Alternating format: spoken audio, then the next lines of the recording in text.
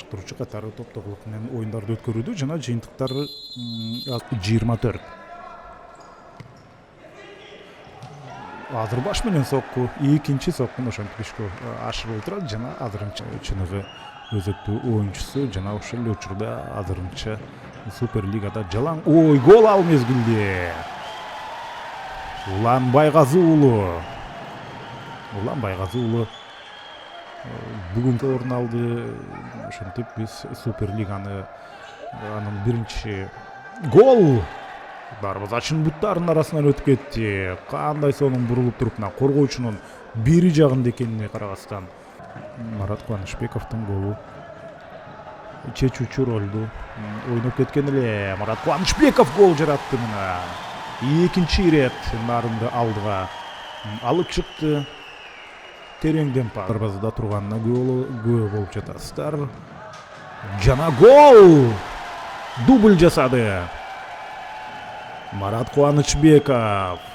Нарын командасы өздөрүнүн бет айылчыйып туруп жүргөн. Гол! 4-чү гол ошентип Нарын командасы тарабынан. Бул рет Уран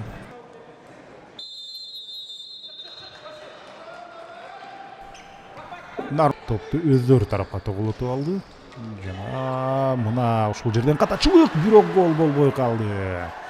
Хет-трик жасаганга менимче топ бир аз катуураак берилип калгандай. Улан Байгазы уулу пас берди жана дагы бир мүмкүнчүлүктү кетирди Марат Кубанычбеков. Ар бир эпизоддо аягына чейин ойноп келет. Жана сокку алыскы бурчка гол! Канчалык ишенимдүү комбинация жана сокку андан дагы ишенимдүү болуп чыкты. Алмазбек Самат уулу. Аларга улам оордоп бара жаткан учуру сонун өттү. Жана сокку гол! Жеке чеберчилиги жана күйөрмандардын кол чабуусу. Эң жакшы трибуна да ушул Нарындын трибунасы деп айтсак болот. Анткени Амбет Айылчиев окшойт мына алгана. Ошол топту тосуп калды дейм. Азыр гол. Ошентип экинчи гол топтогулук командасынын аткаруусунда Мыктыбек Жоробаев аны ишке ашырды. Мыктыбек Данияр Жомарт уулу гол эмес. Маңдайкы тирөөшкө тийип кайтты жана дарбазачыны көрүңүздөр.